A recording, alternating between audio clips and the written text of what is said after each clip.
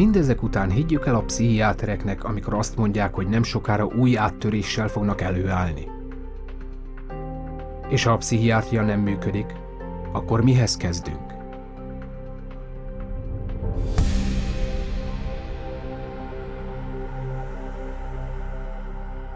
Mikor áttekintjük a helyzetet, egy kérdés nyilvánvalóvá válik. Hogyan bízhatná bárki is egy pszichiáterre a mentális egészségét? Még azok a pszichiáterek is, akiket egy közelmúltbeli pszichiátriai konferencián megkérdeztek, készségesen bevallották, hogy nem rendelkeznek a megoldásokkal. What is the answer to mental illness? That's too broad of a question to answer. What's the answer to mental illness? I don't think there are any answers to mental illness. We still need a better answer than the one we have now for mental illness. I can't even understand the question. There's no real answer. You can't. These are like chronic problems. You can't just cure somebody. Tehát ha a pszichiátria nem rendelkezik a megoldásokkal, akkor mihez kezdünk azokkal, akik nagyon is valós és súlyos mentális problémáktól szenvednek? Valójában számos megoldás létezik, csak soha nem hallunk róluk azoktól a pszichiáterektől, akik tudatmódosítószereket írnak fel. Az egyik megoldást Soteria Projectnek nevezték, amelyet 1971-ben indított el dr. Loren Mosher, az Országos Mentális Egészségügyi Intézet skizofréniával kapcsolatos kutatásának akkori vezetője. Loren Mosher developed this program, through NIMH to look at this because they were starting to have in the research a debate about whether the medications were actually being helpful or whether they were actually causing some problems. They would create a community-based center where people diagnosed with schizophrenia could go. It was going to be non-drug oriented because he didn't believe that psychiatric drugs were the answer to schizophrenia. It provided a place to where there could be people there who would be supportive and be there during the time they have a crisis. Instead of medicating them, be there with them and help them through it. Az eredmények lenyűgözőek voltak. A Soteria páciensei sokkal jobban lettek, mint azok, akiket gyógyszereztek, és sokkal kevesebb volt a visszaeső. A Soteria ház sikere bebizonyította, hogy a megértés és a segítőkészség sokkal hatékonyabban enyhíti a mentális zavarokat, mint a pszichiátriai kezelés, és nincsenek kellemetlen mellékhatásai. Ennek ellenére dr. Mosher felfedezését visszautasították a pszichiáterek, akik a tudatmódosító szerekre és a gyógyszeripari pénzekre támaszkodtak. Dr. Mosher 1998-ban az Amerikai Pszichiátriai Társaságnak címzett lemondó levelében ezt írta. A pszichiátriát szinte teljesen megvásárolták a gyógyszergyárak. Elnézzük és támogatjuk az olyan mérgező vegyi anyagok használatát, amelyekről tudjuk, hogy súlyos, hosszú távú hatásaik vannak. A pszichiátria, ahogy azt gyakorolják, csalás lenne? Sajnos a válasz jobbára igen. When people ask me about why aren't there more places to get this type of treatment and why is biopsychiatry kind of taken over? If they were effective, why did they go away? And I really think that it goes back to the question of money. Az intézményes pszichiátria politikai nyomása és a pénzalapok hiánya miatt a Soteriához hasonló menedékekből kevés van, de meg lehet őket találni, és azok, akik állapota valóban súlyos, helyre jöhetnek, és helyre is jönnek. De mi a helyzet a mindennapos mentális és érzelmi problémákkal, mint a depresszió vagy a hangulatingadozás? Hogyan lehet ezeket a pszichiátria nélkül kezelni? Könnyebben, mint gondolnánk. Ugyanis bőséges bizonyíték áll rendelkezésre azt illetően, hogy ezek több mint felét a háttérben észrevétlenül meghúzódó testi problémák okozzák. I would say nearly 100% of the time when someone comes in wishing to get off of an antidepressant, I find some underlying issues that weren't addressed originally that may have contributed or else caused their mood disorder. And you start to look at all the different factors in their life. A lot of times you can find that there's multiple different reasons that someone's not feeling well. Viruses can cause depression. Digestive issues can cause depression and anxiety. Iron deficiency is very connected to depression. One of the effects of pesticide poisoning is depression. Little children, if they get a streptococcal infection, can become obsessive and compulsive.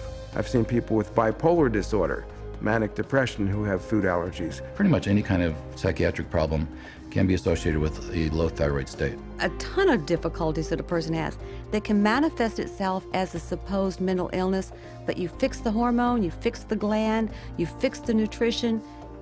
Miraculously, you can also fix the quote-unquote mental illness. Why a psychiatrist cannot get to the root of a person's problem, that's the million-dollar question. I have absolutely no idea. They could. They learn it in school. They could just as easily run a blood test as I could run a blood test. They could run all the diagnostic tests. I can. They study anatomy, physiology, pathophysiology. They just choose on their own to treat symptoms. De mi a helyzet azokkal, akiknek a pszichológiai problémáját nem testi probléma okozza? Divorcing parents, a change in babysitters, moving in the middle of a school year. Those can cause disruptions in the normal flow of sitting in a class and paying attention. Good things are seen as stressful as bad things. Buying a house can be as stressful as losing a house. Getting married can be as stressful as getting divorced. But it may be some situational anxiety, situational depression that would have resolved on its own years ago. And the patient's been on medicine for years. Well, it is ridiculous to think that normal depression or grief from normal life circumstances should be treated with medication. We didn't think this way before we had them, because people just took it for granted that life was difficult at times. It was stressful, painful, and, you know, difficult emotions, be they anger, pain, sadness, grief. All these things are normal reactions, and to cover that up with medication is really to turn your back on what makes us human beings, which is our emotions. Természetesen léteznek olyan komoly mentális problémák, amelyek mások segítségét igénylik. De mivel a gyógyszeripar hatalmas pénzügyi erőforrásokkal rendelkezik, amivel a pszichiátereket magas pozícióban tartja, ahonnan azok befolyással vannak a nagy közönségre, a médiára és az orvosokra, a tudatmódosítószerek az egyetlen gyógymód, amelyről ön hallani fog. Egy dolgot viszont megtehet a fogyasztó. Ragaszkodhat a tájékozott beleegyezés jogához. Informed consent boils down to the patient must be told about their diagnosis and what the risks and benefits and alternatives are to the treatment. Risks and benefits and alternatives to the treatment, risks, benefits and alternatives to not treatment. Melyek tehát a tudatmódosítószerekkel kapcsolatos tájékozott beleegyezés fő tudnivalói? 1. A pszichiátriai zavarok nem valódi, orvosi kezelést igénylő betegségek. 2. Nincs tudományos bizonyíték arra, hogy a tudatmódosítószerek bármilyen mentális problémát megoldanak vagy kezelnek. 3. A tudatmódosítószerek elfedik a tüneteket, és súlyos rövid és hosszú távú mellékhatásaik vannak. 4. A tudatmódosítószerek függőséget okozhatnak. 5. A legtöbb mentális problémát egy mögöttesen meghúzódó testi betegség okozza. 6. Függetlenül az érzelmi vagy lelki gyötrelem súlyosságától rengeteg olyan hatékony módszer létezik, amely nem igényli tudatmódosítószerek alkalmazását. Sajnos ezeket a pontokat ritkán mondják el a pácienseknek. I have over 2,000 clients, and I can honestly say 100% of them that have come to me, it has either been suggested that they take psychiatric drugs or they actually have taken them. And probably 70 to 80% have actually fallen into the trap and taken the psychiatric drugs because they didn't know what else to do. 50% of patients who are not treated for depression come out of it on their own without any therapy. Okay, that's never on an informed consent, but it is a fact. So, there's never a full informed consent. De az igazságra kezd fény derülni. Az USA államaiban most már 14 törvény korlátozza szigorúan, hogy a pszichiáterek megbélyegezzék és gyógyszerezzék a gyermekeket. Egy 2004-es szövetségi törvény pedig megtiltja az iskoláknak, hogy arra kényszerítsék a szülőket, hogy gyermekükkel tudatmódosítószereket szedessenek. Az FDA figyelmeztetéseket helyeztetett az antidepresszánsokra, mert gyerekeknél és tizenéveseknél öngyilkosságot okozhatnak. Egy másikat pedig a stimulánsokra, mert korra való tekintet nélkül szívrohamot, agyvérzést és hirtelen halált okozhatnak. Mindezek mellett a pszichiátria áldozatai ma már sikeresen folyamodnak jogorvoslatért a tudatmódosítószerek káros hatásai miatt. 2005 óta 50 000 pert indítottak a gyógyszergyárak ellen a tudatmódosítószereik okozta károk miatt. ami átlagosan napi 34 új feljelentést jelent. Az Eli Lilly cég, melyet a Zyprexa nevű szerének illegális marketingjével vádolnak, több mint $2,5 milliárd kártérítést fizetett 34 államnak és 31 000 sértettnek. 2009-ben a Pfizer gyógyszergyár beleegyezett egy $2,3 milliárd kártérítés kifizetésébe. Részben azért, mert lepaktált pszichiáterekkel a Geodon nevű antipszichotikum illegális reklámozása céljából. Ám mivel a gyógyszeripar éves bevétele mintegy $600 milliárd, a gyógyszergyárak a bírságokat csupán üzleti költségnek tekintik. Sőt, milliárdokat tettek félre előre külön erre a célra. The pharmaceutical industry has such a huge financial base that even hundreds of millions of dollars in fines is basically meaningless to them. Fines for some of these transgressions are like petty cash to the big companies. They're more concerned about the reputation that might be damaged by this. The main thing they do there is just try to hide the fact, and the quickest way to hide the fact is to quickly pay the fine and get out of town. Ez kitárja a kaput a vállalkozó szellemű ügyvédek előtt, akiknek azonban jól fel kell készülniük. Lawyers need to understand that they do not receive adequate scientific training to conduct these cases by themselves.